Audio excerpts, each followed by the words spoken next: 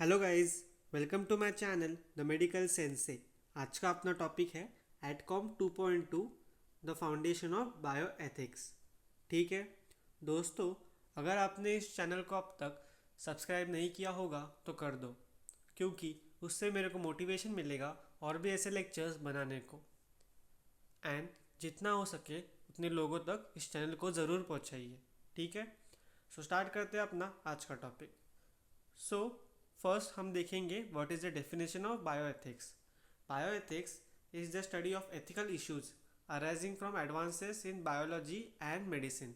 ठीक है, सो अभी जो भी एडवांसमेंट हुए हैं in the field of biology and medicine, उनकी वजह से कुछ एथिकल इश्यूज अराइज हो रहे हैं।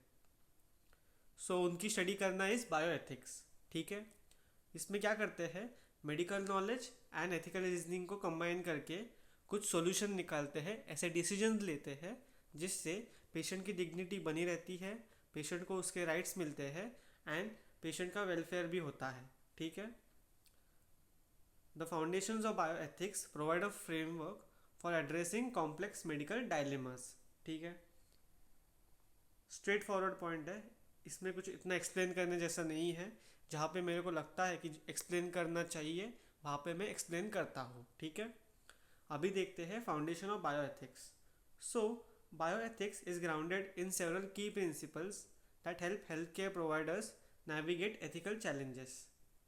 These principles emphasize respect for human life, patient autonomy and social justice. अभी पूरी दुनिया में ना द बेसिक फ्रेमवर्क जो एक्सेप्ट किया जाता है, it is based on 4 fundamental principles. And ये जो प्रिंसिपल्स है दे वर आउटलाइंड बाय बुचैम्प एंड चिल्ड्रस। ठीक है, सो देखते हैं अभी द 4 प्रिंसिपल्स ऑफ बायोएथिक्स। सबसे पहला principle is autonomy. So what is autonomy? Autonomy refers to the right of individuals to make inform voluntary decisions about their own health care. मतलब मेरे जो भी हेल्थ केयर है उसके ऊपर डिसीजन मेरा रहेगा फाइनल। ठीक है, मतलब पेशेंट का डिसीजन फाइनल रहेगा, that is the autonomy. Patients should have the freedom to make choices about their treatment based on clear, adequate information without coercion or manipulation. Patient को फ्रीडम होना चाहिए टू मेक द चॉइसेस। इसका importance क्या है? Respecting autonomy means acknowledging the patients capacity for self determination and involving them actively in decision making. ठीक है, अभी इसका एप्लीकेशन क्या है? Obtaining inform consent before any medical intervention. अगर कोई भी मेडिकल इंटरवेंशन हम डॉक्टर्स करने जा रहे हैं, देन उससे पहले उनकी इन्फॉर्म कंसेंट लेना इज़ मैंडेटरी। इससे उनकी ऑटोनॉमी बनी रहेगी। So this was autonomy. अभी देखते हैं second, beneficence. So what is beneficence? Beneficence is the ethical obligation to act in the best interest of the patient, promoting their wellbeing and preventing harm. ठीक है, मतलब patient का benefit देखना in short. अब इसका एक्सप्लेनेशन क्या है? Health care providers must aim to do good and provide benefits to patient through effective treatment and compassionate care. अच्छी ट्रीटमेंट देना है, कंपैशनेट केयर प्रोवाइड करना है, पेशेंट का बेनिफिट हो ऐसा करना है। ठीक है, this principles encourages proactive efforts to improve patient health and quality of life. Patient की हेल्थ एंड उसकी क्वालिटी ऑफ लाइफ इम्प्रूव करने के लिए ये प्रिंसिपल है। ठीक है, एप्लीकेशन क्या है प्रिंसिपल का? Providing treatments that have proven benefits and supporting patients holistically. अभी बहुत सारे ऐसे डिजीज़ है जिनमें कोई तो एक ट्रीटमेंट मेथड होता है जो सालों से चला आ रहा है एंड वो बेनिफिट देता है पेशेंट को, सो वही ट्रीटमेंट अपने को करना है। If patient is not interested then don't try any new treatment basis. ठीक है, ये था सेकेंड, दैट इज़ बेनिफिशंस। अभी देखते हैं next principle, that is non maleficence. ठीक है, सो देखते हैं अभी non maleficence. Non maleficence means do no harm. बस ये याद रखो, डू नो हार्म। पेशेंट को कुछ भी हार्म नहीं पहुंचाना अपने को। Health care providers must avoid causing unnecessary harm और सफरिंग टू द पेशेंट्स। अभी इसका एक्सप्लेनेशन देखते हैं। This principle requires careful evaluation of risk and benefit to ensure intervention do not produce more harm than good. अभी हर एक चीज़ के कुछ एडवांटेज रहेंगे, डिसएडवांटेज रहेंगे, बट हम जो मोडालिटी यूज़ करेंगे उसके एडवांटेजेस ज़्यादा होने चाहिए as compare to disadvantage. The reverse should not happen. ठीक है, अभी इंपॉर्टेंस क्या है इसका?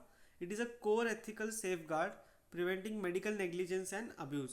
ठीक है, avoiding unnecessary procedures, minimising side effects and careful management of pain. ये सब जो एप्लीकेशंस है they take care of non maleficence. अभी दोस्तों next principle and the most important principle is justice. So justice, what is justice? Justice in bioethics refers to fairness in the distribution of healthcare resources and respect for patients' right. ठीक है, so justice in bioethics refers to fairness in distribution. मतलब कोई गरीब है, कोई अमीर है, सो अमीर को प्रेफरेंस मिलेगा, इसमें गरीब को प्रेफरेंस मिलेगा, ऐसा कुछ नहीं रहेगा। ठीक है, सबको equally as a patient, as a person treat करना है अपने को। It involves treating individuals equitably, ensuring equal access to medical care, and addressing social determinants of health. इसका importance क्या? It promotes social responsibility and combats discrimination or bias in the healthcare delivery. जो भी bias होता है ना healthcare delivery में, उसको ये कम करता है। Then अभी देखते हैं application. So fair allocation of scarce resources, non-discriminatory care and advocacy for vulnerable populations, ये है उसका एप्लीकेशन। सो ये सब चीज़ें मिला के बनता है अपना जस्टिस। अभी दोस्तों let's conclude the topic. Conclusion में सबसे पहले the foundations of bioethics provide a vital ethical framework that guides health care professional in making responsible and compassionate decisions. So ये 4 प्रिंसिपल यूज करके हम रिस्पॉन्सिबल डिसीजंस लेते हैं, कंपैशनेट डिसीजंस लेते हैं। बस ये मेन पॉइंट है इसका कंक्लूजन का। एंड ये जो 4 प्रिंसिपल्स है, ऑटोनॉमी, बेनिफिशियंस, नॉन मैल्फिशियंस एंड जस्टिस, ये सब साथ में आके इंश्योर करते हैं कि पेशेंट्स को उसके राइट्स मिलेंगे, गुड केयर प्रमोट होगी, हार्म प्रिवेंट होगा एंड फेयरनेस होगा in the health care distribution. ठीक है, सो दोस्तों this was all about adcom 2.2 foundation of bioethics. अगर आपको वीडियो पसंद आया होगा तो वीडियो को लाइक ज़रूर कीजिए, चैनल को सब्सक्राइब ज़रूर कीजिए एंड जितना हो सके उतने लोगों तक इस चैनल को पहुंचाइए। अगर आपको कोई भी डाउट होगा तो कमेंट सेक्शन में ज़रूर बताइए, मैं उस डाउट को ज़रूर सॉल्व करूँगा।